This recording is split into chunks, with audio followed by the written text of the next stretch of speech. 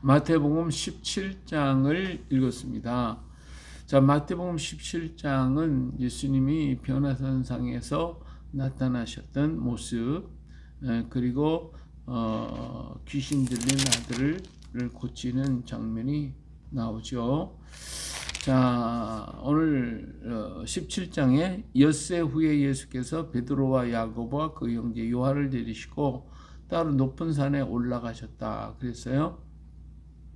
자, 우리 16장 마지막 절에 가서 보면 진실로 너희에게 이르노니 여기 서 있는 사람 중에 죽기 전에 인자가 그 왕권을 가지고 오는 것을 볼 자들도 있으리라고 그랬어요.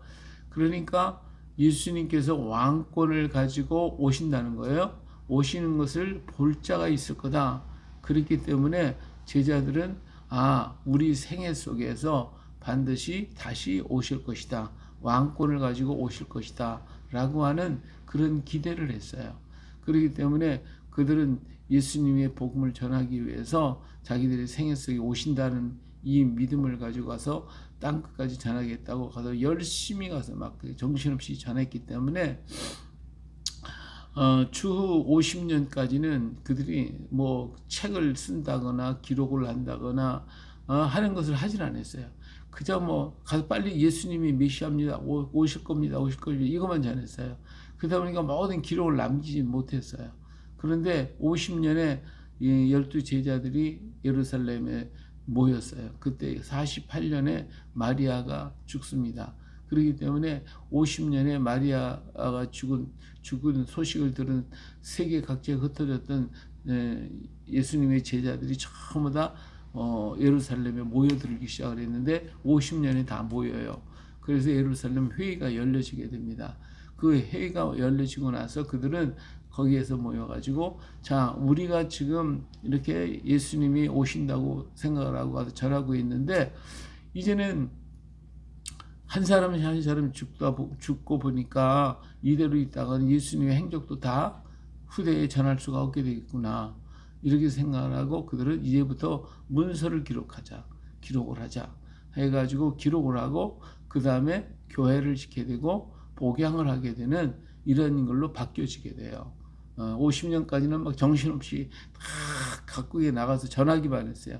그러나 50년 이후부터는 목양을 하고 편지를 쓰고 또 글을 쓰고 예수님에 대해서 그렇게 글을 남기도록 하게 됩니다. 자, 이러다 보니까 이때부터 60년대로 올라가면서 차츰 글을 이제 편지 서신들이 나오기 시작하죠. 바울 서신들이 나오게 되고 그러면서 이제 사복음서가 만들어지게 되어지는 거예요. 이렇게 해서 마지막 최후까지가 100년대에 가서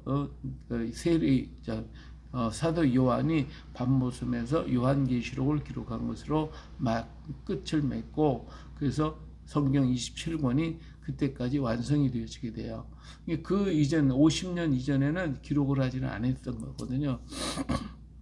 자, 여기 보니까 죽기 전에 오시리라고 했던 왕권을 가지고 온다고 하는 말을 그들은 정말 예수님이 재림하실 것으로 믿었던 건데 17장에 예수님이 하신 말씀에 대한 오해가 풀어지는 거예요. 엿새 후에 예수께서 베드로와 야고보와 그 형제 요한을 데리고 높은 산에 올라가셨어요.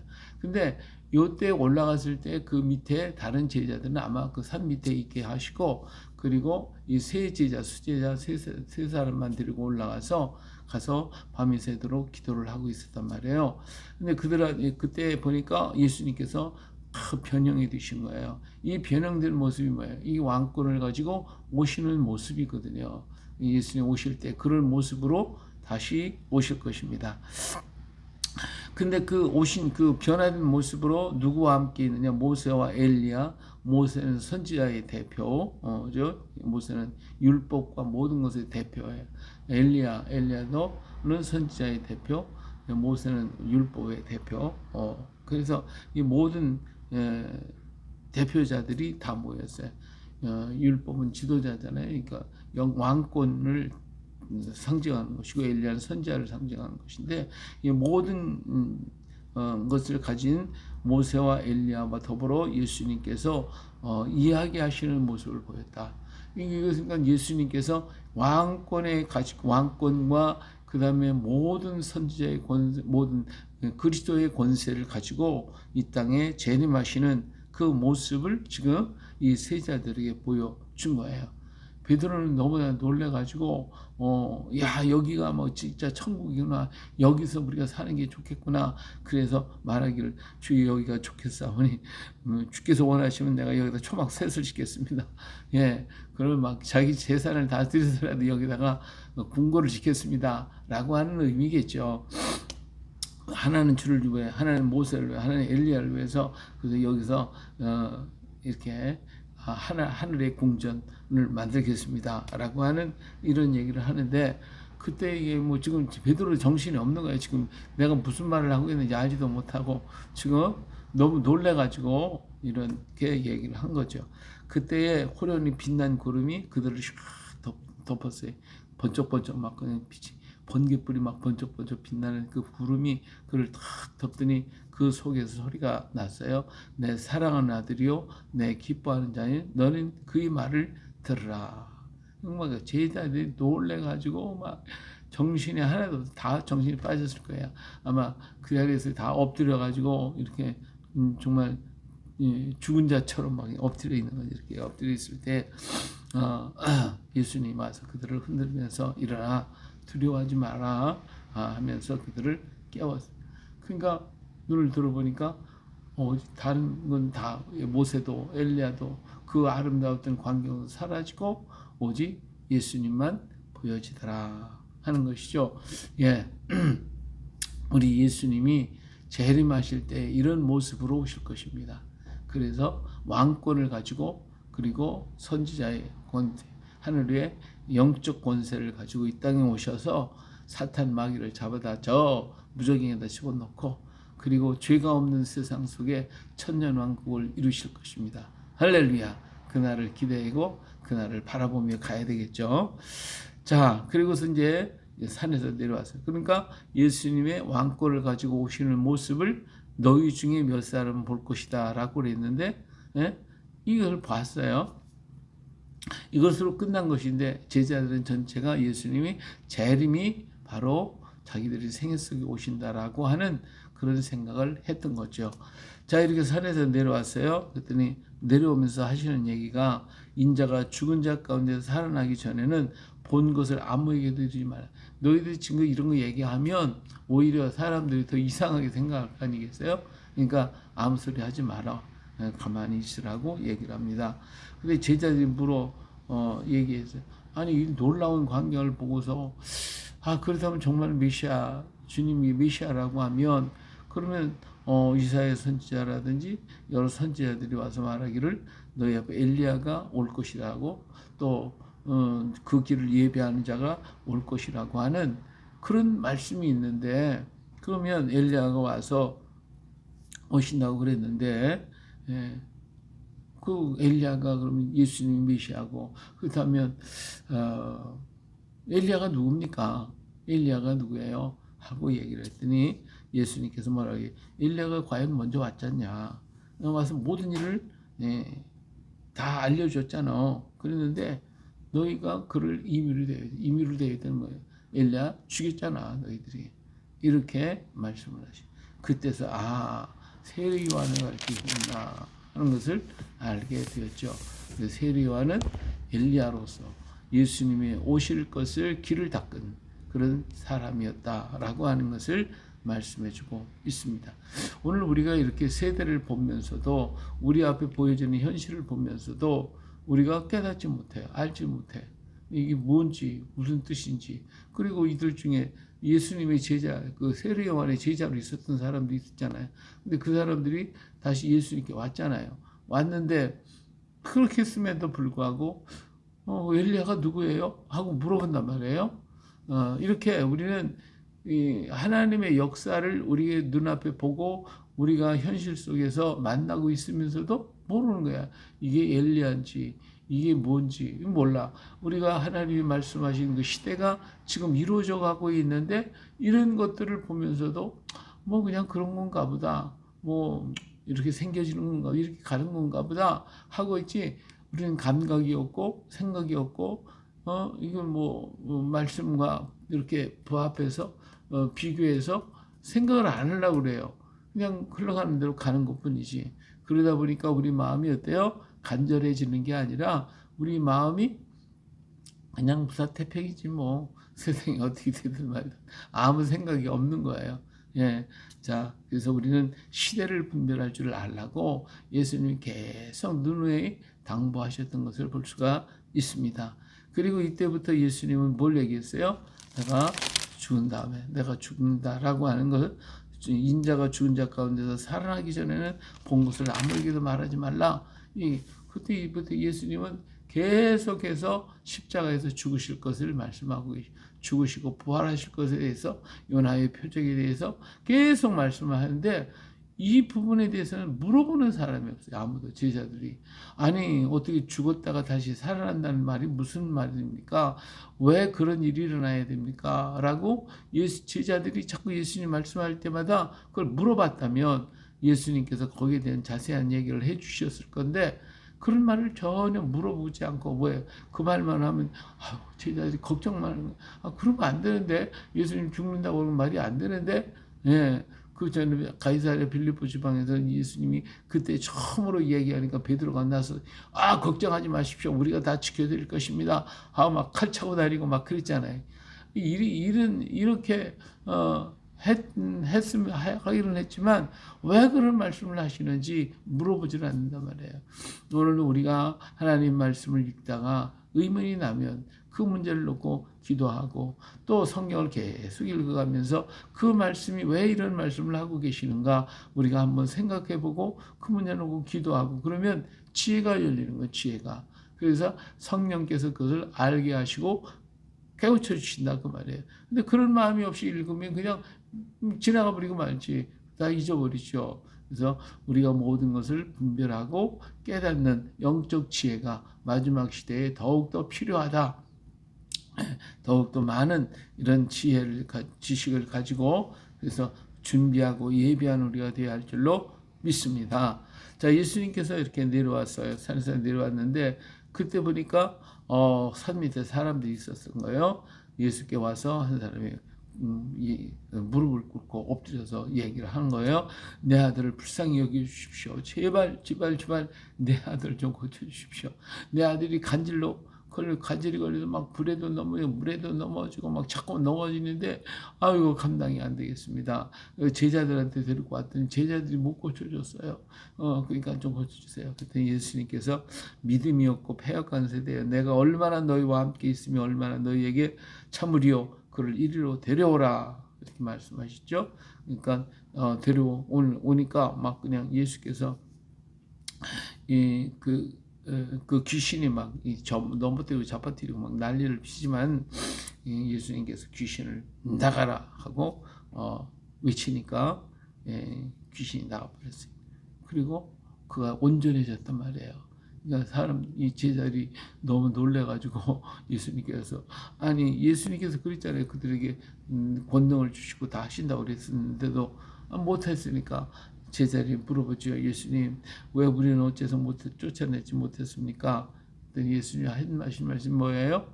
믿음이 작은 까닭이다. 믿음이 작은 까닭이다. 너희 믿음이 겨자씨 하나만큼만 있어도 이 산을 명하여 여기서 저기로 옮겨지리라 하면 옮겨질 것이요 너희가 못할 것이 없다. 이렇게 말씀을 하시면서 21절 말씀이 없음이라고 기록이 되어 있는데 나나주에 보면 이런 말씀이 있어요. 뭐라고 했냐면 기도와 금식이 아니면 이런 유가 나가지 아니하느니라 이런 얘기를 기록하고 있어요. 다른 책에는 기도와 금식 외에는 이런 유가 나가지 않는다라는 말씀이 기록된 것을 보면 예수님께서 믿음에 대한 얘기를 하시면서 이런 믿음에 더 확실한 것은 기도와 금식을 통하여 이루어진다라고 말씀하고 계시는 거거든요. 그러니까 오늘 우리가 하나님 앞에 간절한 금식은 그저 하는 게 아니고 굶는 게 아니에요. 정말 간절한 마음으로 정말 하나님 앞에 간절히 매달려 부르짖는 것이 금식 기도이고 하나님이 기뻐하는 금식 이사야서 58장에 있는 대로 하나님이 기뻐하는 그 음식을 할 때 우리 영과 혼과 육이 건강해지고 더 강건해지거든요. 아름다워지거든요. 그러니까 기도하며 금식하라는 거예요. 예, 믿음을 갖고 또 기도하고 금식 기도하면서 간절히 이 문제 놓고 기도하면 하나님께서 그런 길을 열어주시겠노라고 말씀하고 계시는 것이죠. 그러니까 오늘 시대는 우리가 이 땅에 예수 믿는 자녀로서 시대를 분별하기 위해서 영적 지혜를 구하고 그리고 하나님께로부터 오는 이런 권능을 우리는 또 구해야 돼요. 그렇기 때문에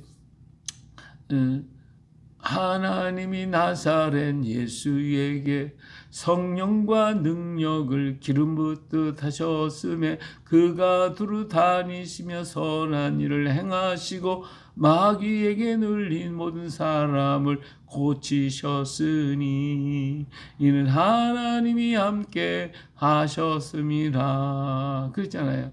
그러니까 하나님 예수님도 하나님이 성령과 능력을 기름 붓듯 계속 계셨기 때문에 예수님은 육신으로 이 땅에 오셨어도 이 땅에서 그런 모든 능력을 행하셨단 말이에요.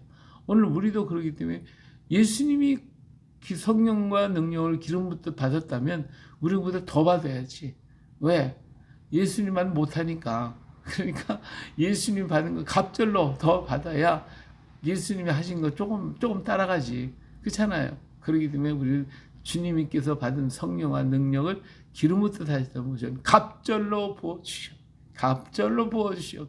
이렇게 우리는 하나님 앞에 늘 기도해야 돼요.